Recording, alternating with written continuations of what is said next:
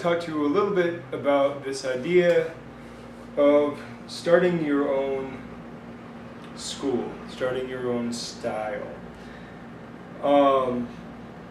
Question was asked recently in an open forum whether it was kind of a douchebag move to try to create your own style, and at what point does it become a douchebag move. And I'll tell you this, if you train in the martial arts, you have your own style.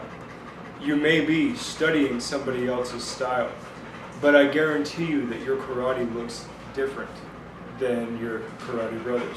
It looks different than your instructor. My Wing Chun looks far different from my Sifu's, and it looks far different from my Kung Fu brothers. And then of course, because we're not one style people, we have other influences in our arts that will change and adapt, because no style is complete in and of itself. There is no way to meet the chaos of the universe in total in one style. It's not possible. We simply gather experiences and pass them on, and it's up to the next generation to do a little more with it than we did. And you have to realize that when the founder of your style, or the founder of the school that you come from, or even your instructor was being trained, they took what they were trained with and added their own ideas to it. When Chojun Miyagi, the founder of Goju Ryu, a style of karate, created his idea of it, he did so not only after having trained at Okinawa with his master, but after having gone back to China to study some of the Chinese arts that heavily influenced the Okinawan styles. And he came back with his idea of hard and soft. He came back with his idea of certain types of body structure and breathing and whatnot. And even though they used much of the same terminology as his peers, he did things differently, much differently in some cases. It's the same thing in Wing Chun. Everybody points to Ip Man in Wing Chun because Ip Man did perhaps more for Wing Chun than anybody up to that point in history. Very much responsible for bringing it to the common folk and taking it outside of a family or exclusive lineage type system. But you got to realize that he had Kung Fu brothers and sisters when he was learning.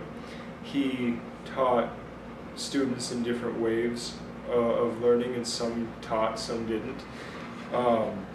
And many of his students went on to do things differently than he did. They added things, they took away things, they didn't study the whole system and so had to fill in the gaps with something else, or whatever. So you have this highly splintered form of Kung Fu based on the different experiences of the students. And so there's a lineage of Wing Chun for every practitioner. And so it goes with all of these styles. There is no purity. There is no origin. There is no racial solidarity or anything like that. It is all about effect and experience and logic and training and focus. It's all about what makes sense to you for your goals. Some people prefer sport. Some people recognize that while violence is relatively unpredictable, it is also very low percentile these days. And so they just focus on sport. They're not worried about street violence. They figure the sport will be enough to take the edge off. And otherwise they can use the sport to get a little fame and glory, maybe make a little money, just to stay sharp because they enjoy the competition, whatever. And that's fine.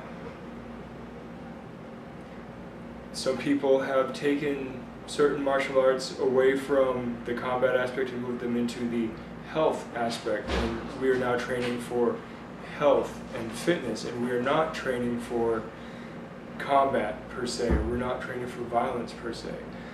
Well, that's their experience, that's their perspective. They're, hedging their bets in a different direction than some of us do. It's fine, as long as you admit the direction, the focus that you're going with your art, and understand that you have to tell your students what's going on. If you're training for sport and tell them they're learning self-defense, you're lying to them. If you are training for sport and telling them they're doing it for their health, to a point you're lying to them, because combat athletes are some of the most broken athletes at the end of their careers. At the same time, if you're training internal martial arts that have been specifically boiled down to the more healthful aspects and taken away from the combat aspects, you are going to find that if you tell these people, well, this is still a martial art, you can use it to fight, you either have to show them how to interpret, that style, that movement, that strategy into combat, or you have to let that idea go.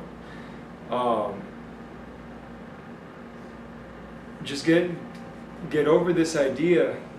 I really hate saying get over it. It's just so dismissive. But you have to deal with this idea that no matter who you are, what you study, what you practice, your art is yours. And no matter how similar or dissimilar it is to those whom you train with and train under, it is still your art. And if it works for you towards your goals and benefits you in the way that you seek it to benefit you, or in positive ways that you never thought possible, then you're doing something right. And it is up to you whether you want to teach that or not. It's up to you whether you think that it's something that you can teach. But understand that whatever you do, make sure that you are being honest about it. Make sure that you are being absolutely honest with yourself and with your students about what the structure and function of what you are doing is. And please, please, please, if you do create your own school, create your own style, don't call it something dumb like Defendo. Seriously? Defendo? Come on. I mean, not everything has to be Chinese or Japanese, but wow, that's just bad. And for the record, personally, I have no interest in naming a style. I would much rather just teach you what I know and let you determine what you want to call your martial arts. I'm fine with just martial arts. I will talk to you guys later. Good journey.